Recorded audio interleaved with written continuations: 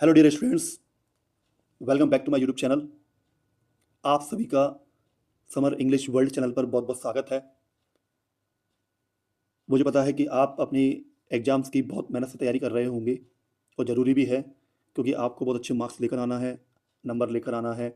इसलिए आपको यहाँ वहाँ फालतू टाइम वेस्ट ना करते हुए अपनी पढ़ाई पर बहुत ध्यान देना है, क्योंकि आपको अपनी 10th क्लास और 12th क्लास की जो स्टडी आपकी चल रही है, चाहे कोई सी भी स्टडी आप कर रहे हैं, तो आपको अपनी जो मार्कशीट होती है उसमें एक गोल्ड भरना है। गोल्ड का मतलब होगा यहाँ पे कि आपको एक बहुत अच्छे मार्क्स उनमें लाना है, ताकि जब भी कोई आपसे पूछे तो आप उन्हें बता पाएँ कि आपके इतने अच्छे परसेंटेज थे और आप बहुत अच्छी पढ़ाई करते हैं। क्योंकि मार्कशीट में जो हम नंबर लेकर आते हैं ना, वो हमारे लिए एक हिस्ट्री बन जाता है। और अगर आप उसमें, अब ये आपके ऊपर डिपेंड करता है कि आपको अपनी मार्कशीट में कैसे नंबर भरना है। गोल्ड जैसे नंबर भरना है, सिल्वर जैसे भरना है, या कचरे जैसे नंबर भरना है। क्योंकि आपको पता ही होगा कि अगर बहुत ही कम परसेंटेज बनती है तो आगे चल के हम कई सारी कॉम्पिटिशन एग्जाम की तैयारी में उनसे बाहर हो जाते हैं, क्योंकि कई सारी जो एग्जाम्स होते हैं उसमें परसेंटेज पूछे जाते हैं कि आपके परसेंटेज 55 या 60 से ऊपर होना चाहिए। तो मैं तो ये चाहता हूँ कि आप एक ही बार में ऐसे परसेंटेज बनाएं, इतनी मेहनत करें कि कम से कम 90 से ऊपर तो आपके परसेंटेज होना ही चाहिए। इससे भी अगर ज़्यादा ऊपर होते हैं तो आपके बहुत बेस्ट हैं। इसके लिए आपको मेहनत तो करना पड़ेगी, और मेहनत करने के लिए आप एक अच्छा टाइम टेबल बनाएं और सभी सब्जेक्ट पर ध्यान दें। चलिए, इन्हीं बातों के साथ में आज हम कंजक्शंस को स्टार्ट करते हैं और कंजक्शन को समझते हैं। इसके पहले भी आपकी 4 वीडियोस बन चुकी हैं, और भी कई सारी ग्रामर्स की वीडियो चैनल पर डली हुई हैं।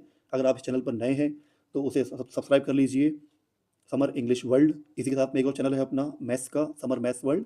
एंड अदर सब्जेक्ट के लिए भी कुछ इंपॉर्टेंट क्वेश्चन आप उस पर आते हैं, तो समर एजुकेशन वर्ल्ड। ये तीनों चैनल आपके यूट्यूब पर अवेलेबल हैं, और टेलीग्राम पर भी अवेलेबल है ये चैनल। अगर इनसे रिलेटेड आपको कुछ भी क्वेश्चन बैंक भी अगर आपको चाहिए, इंपॉर्टेंट क्वेश्चन भी चाहिए अगर आपको, तो टेलीग्राम पर जाकर आप समर एजुकेशन वर्ल्ड पर सर्च करें। तो वहाँ पे क्लास 9 से लेकर 12th क्लास तक ऑल सब्जेक्ट की जितने भी स्टूडेंट्स हैं, किसी भी सब्जेक्ट के हैं, उनको सब सब्जेक्ट की वहाँ पर पीडीएफ अवेलेबल है। उनकी आप अच्छे से प्रैक्टिस करें, ताकि आपके अच्छे मार्क्स आएँ। और अगर आपके आसपास जो भी आपके फ्रेंड्स हैं जो किसी भी क्लास में हैं, छोटे भाई बहन हैं, उनको इस बारे में बताएं, ताकि वो भी यहाँ वहाँ न भटक के एक प्रॉपर तरीके से एक इंपॉर्टेंट क्वेश्चंस को निकाल कर उसकी तैयारी कर सकें। चलिए अब तैयार करते हैं, स्टार्ट करते हैं हम कंजक्शंस। नंबर फर्स्ट है, she was tired dash she kept working. वह बहुत थक चुकी थी, वह थकी हुई थी, लेकिन फिर भी काम करती रही। बट का प्रयोग मैंने आपको पहले भी समझाया है। बट मतलब एक काम तो होता है जो नेगेटिव सेंटेंस में देता है हमको, एक पॉजिटिव देता है। अब बताओ कि वह थकी हुई थी फिर भी काम करती रही, है ना। हालांकि लोग क्या करते हैं, थक के आराम करते हैं, लेकिन इसने क्या किया, काम किया उल्टा। तो यहाँ पे इसलिए बट का प्रयोग। बट में क्या है, एक चीज़ नेगेटिव सेंटेंस देती है हमें और एक देती है हमें पॉजिटिव वाला। अगर दोनों एक जैसा देती हैं पॉजिटिव तो एंड का प्रयोग, दोनों नेगेटिव देती हैं तो एंड का प्रयोग आगे देखते हैं। एंड का प्रयोग कहीं पे आएगा तो हम समझेंगे। तो she was tired but she kept working, वह थकी हुई थी लेकिन फिर भी काम करती रही। सेकंड है इसमें, आई will call you I reach home. अब इसमें आएगा आपका वैन। जब तुम जब मैं पहुंचूंगा, आई विल कॉल यू, मैं तुम्हें बुलाऊंगा जब मैं पहुंचूंगा। कभी भी बोलता है ना, जैसे ही मैं ऑफिस पहुंचूंगा मैं तुम्हें बुलाऊंगा। तो जब मैं पहुंचूंगा मैं तुम्हें बुलाऊंगा। तो वहन का प्रयोग यहाँ पे जब के लिए प्रयोग होगा, I will call you when I reach home. इसके बाद में थर्ड वाला, he ran fast dash he missed the train. अब यहाँ पे बट आएगा, वह इतना तेज दौड़ा फिर भी उसकी ट्रेन छूट गई। ही मिस्ड द ट्रेन। अब यहाँ पे बट का प्रयोग किस लिए आएगा, वैसे तो क्या होता है कि अगर कोई तेज दौड़ता है तो उसको ट्रेन मिल जाना चाहिए। ही रैन फास्ट, ये पॉजिटिव सेंटेंस है कि उसने मेहनत की लेकिन उसे चीज़ वो नहीं मिली, है ना। बाद में कोई चीज़ अगर पॉजिटिव चल रही है और नेगेटिव हो जाए तो फिर बट का प्रयोग होता है। वह बहुत तेज दौड़ा फिर भी उसकी ट्रेन छूट गई। नंबर फोर है, you can have T. You can have T और कॉफ़ी। तुम या तो कॉफ़ी ले सकते हो या तो चाय ले सकते हो।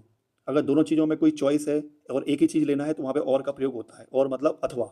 ये आप क्वेश्चन भी जब करते होंगे तो आपको पता होगा कि क्वेश्चन करते समय दो और लगा होता है, तो या तो वो करो या तो नीचे वाला करो या तो ऊपर वाला करो, ठीक है। नेक्स्ट है आपका, he failed dash he had worked hard. तो यहाँ पे दो का प्रयोग होगा। वह असफल हुआ या वह फेल हुआ, हालांकि उसने कठिन परिश्रम किया था।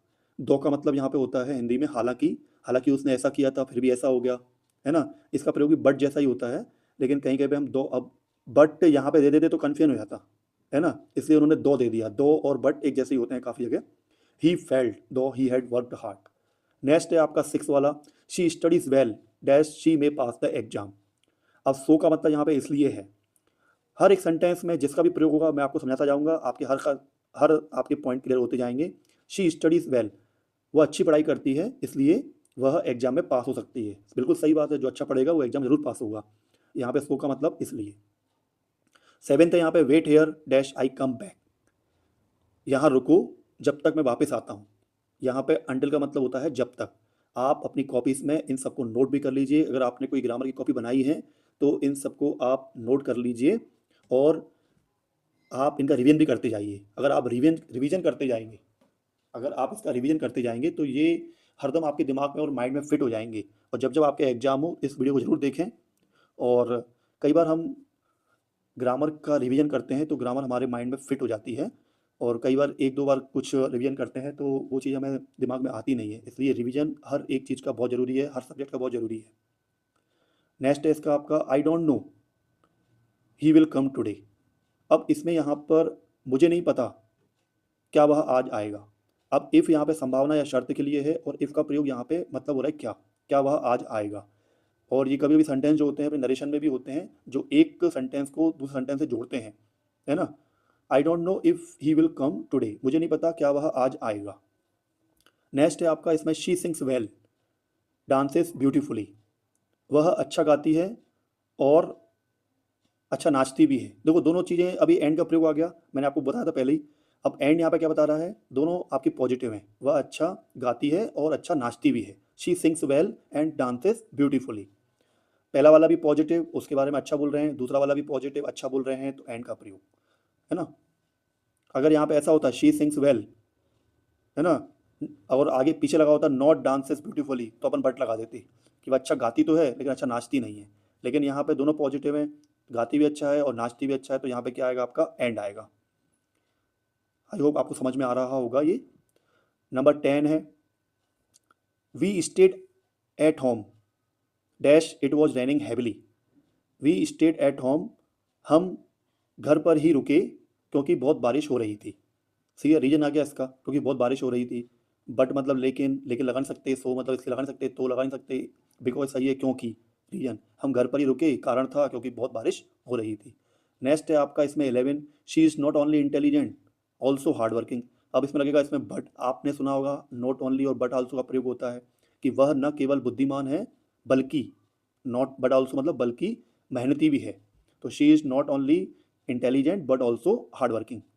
ठीक है, ऑल्सो इसमें देखो एक ऑप्शन में बट ऑल्सो भी आया है और एक बट भी आया है, तो ऑल्सो उन्होंने पहले दिया हुआ है, इसलिए आपका सिर्फ और सिर्फ बट आएगा, है ना। देखो ग्रामर को समझना बहुत ज़रूरी है। ठीक है, अगर जैसे इसके आपके पास आंसर पहले से ही रहते हैं तो आप कई बार आंसर रटते हैं, आप उनको याद करते हैं। तो रटने और याद करने से अच्छा है कि एक बार किसी चीज़ को बहुत ध्यान से और अच्छे तरीके से समझ लिया जाए। क्वेश्चन नंबर 12 है, he is rich he is not happy. अब दो और ऑल दो एक जैसे ही होते हैं, ऑल दो का प्रयोग होगा, ऑल दो ही इज रिच, हालांकि वह अमीर है फिर भी खुश नहीं है, ही इज नॉट हैप्पी। मैंने आपको बताया था दो ऑल दो और बट थोड़े प्रयोग इनके आपस में एक जैसे होते हैं। हालांकि वह अमीर है फिर भी वह खुश नहीं है, बीच में कॉमा लगा हुआ है, उसका मतलब होता है फिर भी। इसके बाद में है 13 वाला, do your work carefully dash you may make mistakes. ठीक है, do your work carefully you may make mistakes. काम को ध्यान से करो, नहीं तो, नहीं तो गलती हो सकती है, नहीं तो तुमसे गलती हो सकती है। अदरवाइज का मतलब यहाँ पे नहीं तो होगा। कई बार हम लोगों को क्लास में बताया जाता है कि अदरवाइज का मतलब क्या होता है, अन्यथा होता है, लेकिन कभी कभी नहीं तो होता है। एग्जैक्ट मीनिंग थोड़ा समझते जाएं तो हम आगे चल के ग्रामर को बहुत अच्छे तरीके से कर सकते हैं। डू योर वर्क केयरफुली, काम को ध्यान से करो नहीं तो तुमसे गलती हो सकती है। नंबर 14 है, she will not go to party dash she is invited. अब यहाँ पे अनलेस का प्रयोग करते हैं, तो आगे सेंटेंस में नॉट आ गया, और ये सेंटेंस कभी आगे पीछे भी आते हैं। तो अनलेस शी इज इन्वाइटेड, यदि उसे इन्वाइट नहीं किया गया होता, नहीं, अगर यदि उसे इन्वाइट नहीं किया जाए तो वह पार्टी में नहीं जाएगी। अब आगे से बोले तो ऐसा होगा, वह पार्टी में नहीं जाएगी यदि उसे इन्वाइट नहीं किया गया। तो यदि यदि नहीं वाली बात हो गई तो वहाँ पे अनलेस का प्रयोग होगा, और सिर्फ यदि की बात होती है तो इफ का प्रयोग होता है यहाँ पे। नेक्स्ट है आपका 15, I could not attend the meeting dash I was unwell. मैं मीटिंग अटेंड नहीं कर सका क्योंकि मैं बीमार था, अस्वस्थ था। नेक्स्ट है आपका 16, he speaks English fluently dash he can not right it well. यहाँ पे बट का प्रयोग हो रहा है। ही स्पीक्स इंग्लिश फ्लुएंटली, वह बहुत अच्छे तरीके से इंग्लिश बोलता है, but he can not right it well, लेकिन अच्छे तरीके से वह नहीं लिख सकता। ही स्पीक्स इंग्लिश फ्लुएंटली, वह इंग्लिश बहुत अच्छी बोलता है, धारा प्रवाहक, लेकिन वह अच्छे से लिख नहीं सकता बढ़िया से। तो यहाँ पे बट का प्रयोग होगा। सेंटेंस पहला वाला पॉजिटिव हो गया, दूसरा सेंटेंस कैसा हो गया, नेगेटिव हो गया। नेक्स्ट है आपका 17, I shall help you dash you help me. I shall help you and you help me, मैं तुम्हारी मदद करूंगा और तुम मेरी मदद करना। तो यहाँ पे ऐसे भी होगा, यहाँ पे इफ का प्रयोग होगा, सॉरी इसमें है ना एंड का प्रयोग नहीं है, इसमें इफ आएगा। क्वेश्चन नंबर 17 में हम ध्यान देंगे कि यहाँ पर एंड ना आके इफ आएगा। इसका मतलब होगा कि अगर हम यहाँ पे इफ लगाते हैं, इसको ऐसे पढ़ेंगे, if you help me I shall help you, अगर तुम मेरी मदद करोगे तो मैं तुम्हारी मदद करूंगा। सेंटेंस ऐसा ही सही हो रहा है फिट। नेक्स्ट है आपका 18, ही बिहेव्स डैश ही वो were the boss of the company. वह बिहेव करता है जैसे कि वह इस कंपनी का बॉस हो। एज इफ का प्रयोग हुआ यहाँ पर, और एज इफ का मतलब होता है जैसे कि। वह बिहेव करता है जैसे कि वह इस कंपनी का बॉस हो। देखो यहाँ पे ही के साथ में वर आया है, और मैंने आपको पहले भी वीडियो में बताया है कि आई के साथ में कभी भी वर आता है तो ऐसा होता, ऐसा होगा, ठीक है। जैसे कि वह इस कंपनी का बॉस हो, मानो कि ये हो, मानो कि वो हो, तो वहाँ पे आई वर, ही वर ऐसे प्रयोग होता है। नेक्स्ट है आपका the child was crying dash he had lost his toy. अब यहाँ पे बिकॉज आया है। द चाइल्ड वॉज क्राइंग, बच्चा रो रहा था क्योंकि उसने अपना खिलौना खो दिया था, है ना, क्योंकि उसके रोने का कोई रीजन था, और रीजन के बाद में यहाँ पे बिकॉज आया है। नेक्स्ट है इसमें she is neither intelligent nor hard working, वह न तो बुद्धिमान है और न ही वह मेहनती है। तो नाइदर का मतलब होता है ना तो ना, और नाइदर के साथ हरदम नॉर का प्रयोग होता है, और आइदर के साथ हरदम और का प्रयोग होता है। यू मस्ट वर्क हार्ड और यू विल फेल, तुम्हें कठिन परिश्रम करना चाहिए, और का मतलब नहीं तो या अन्यथा, है ना, अन्यथा तुम फेल हो जाओगे। और सही बात है, जो कठिन परिश्रम नहीं करेगा लाइफ में फेल हो ही जाएगा। He was punished because he had disobeyed the teacher, उसे सजा दी गई थी क्योंकि उसने टीचर की अवज्ञा की थी, मतलब उनका पालन नहीं किया था, उनकी आज्ञा का, इसलिए उसे पनिश किया गया था। नंबर है 23, unless you study regularly you can not improve your marks. यदि तुम नियमित तरीके से अध्ययन नहीं करोगे या नहीं करते हो तो तुम अपने मार्क्स में सुधार नहीं कर सकते, अपने नंबरों में सुधार नहीं कर सकते। इसलिए अनलेस आएगा। अनलेस का प्रयोग यदि नहीं, और पीछे वाले वाक्य में ऑलरेडी यहाँ पे नॉट लगा हुआ है।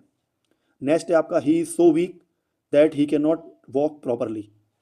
He is so weak that he can not walk properly, यहाँ पे सो दैट का प्रयोग है। ये वह इतना कमजोर है कि चल नहीं सकता, प्रॉपर तरीके से टहल नहीं सकता या चल नहीं सकता, है ना। तो सो दैट का प्रयोग है। पहले वाले सो का मतलब है यहाँ पे इतना, और दूसरे दैट का मतलब है यहाँ पे की। नेक्स्ट है आपका 25, I don't know dash she will come today और नॉट। तो मुझे नहीं पता कि वह आज आएगी या नहीं।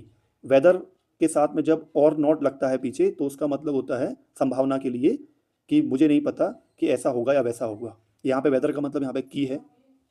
यहाँ पे you can stay here dash you like, यहाँ पे इफ़ का प्रयोग होगा। यदि तुम चाहो तो यहाँ ठहर सकते हो।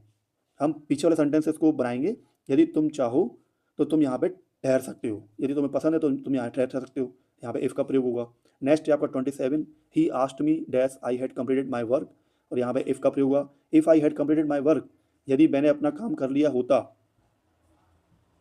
उसने मुझसे पूछा कि क्या मैंने अपना काम पूरा कर लिया था, है ना।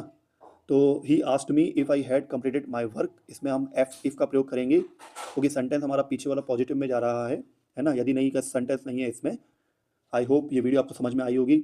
आने वाली नेक्स्ट वीडियोस में कई सारी ग्रामर होगी, डू एज डायरेक्टेड भी होंगे, और भी क्वेश्चन बैंक में जितना सॉल्यूशन है उसे हम करवाएंगे। और इसी के साथ में ही don't forget to subscribe my channel and share the videos and like the videos. Thanks for watching this video everyone.